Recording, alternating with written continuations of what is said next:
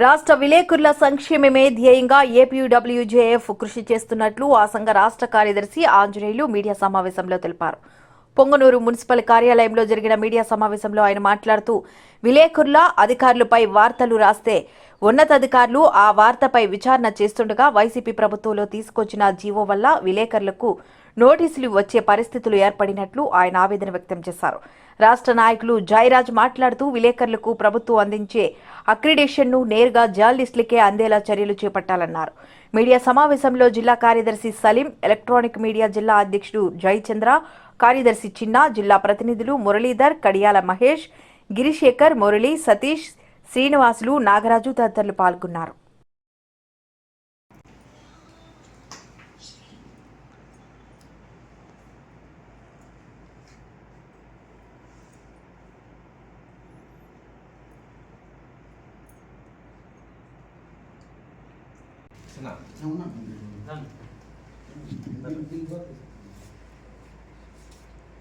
Photo అందరూ పెట్టాలి. అదే మా రెడ్డి రెడ్డి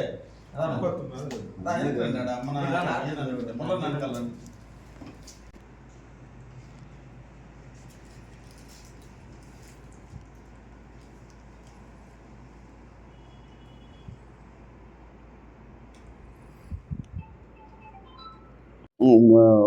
ఈ యొక్క భద్రత కల్పించేందుకు మా జిల్లా నాయకత్వంలో ఉన్నటువంటి ఎవరికి యాక్టివ్గా ఉన్నటువంటి పర్సన్స్ తీసుకొని ఈ దాడులకు సంబంధించి ఎక్కడైనా దాడులు జరిగినా ఇమీడియట్గా వెళ్ళి అక్కడ యాక్ట్ చేయడం, అక్కడ ఉన్నటువంటి పరిస్థితులను అంచనా వేయడం, ఎవరితో మాట్లాడాలి, ఏం చేయాలి, ఎలాంటి కార్యాచరణ రూపొందించాలనేసి ఒక కమిటీ రూపంలో కమిటీ వేసుకుని ఆ కమిటీ యాక్టివ్గా పనిచేయించాలని చెప్పేసి నిన్న మహాసభలో జర్నలిస్టుల మిత్రులందరూ కూడా చర్చించారు.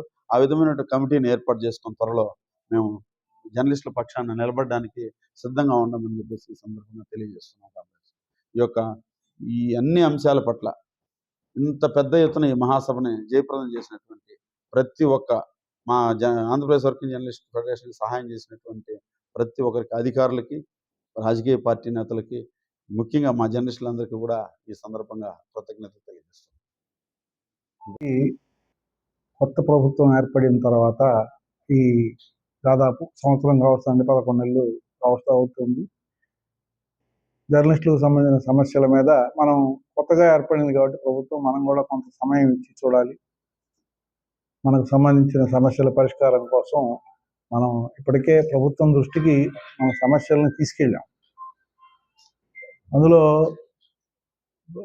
మీ అందరికీ తెలుసు, అక్రిడేషన్లు ఇప్పటికే గడువు పొడిగించారు, మళ్ళీ 3 నెలలు.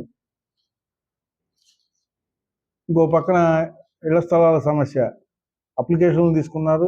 పాత గవర్నమెంట్లో ఉండగా అప్లికేషన్లు తీసుకున్నారు, ఆన్లైన్ అప్లికేషన్లు తీసుకున్నారు. 3 సెంట్లు ఇస్తామని జీవో ఇచ్చారు. అయితే ఈ ప్రభుత్వం వచ్చిన తర్వాత జీవోను రద్దు చేయలే. అలాగని దాని మీద ఏం చేస్తారు అనేది ఇంతవరకు స్పష్టమైనటువంటి ప్రకటన కూడా చేయలే.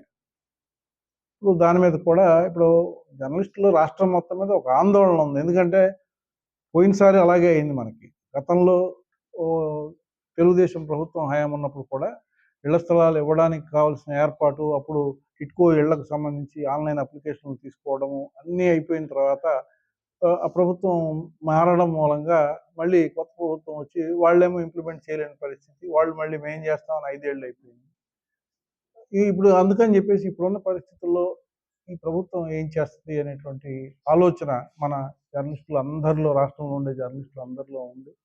మనం ఆ అంశాలను ఇప్పటికే ప్రభుత్వం దృష్టికి, సమాచార శాఖ మంత్రి దగ్గరికి, అలాగే మంత్రి దగ్గర సమావేశం అయినప్పుడు వీటన్నిటిని ప్రస్తావన చేయడం జరిగింది.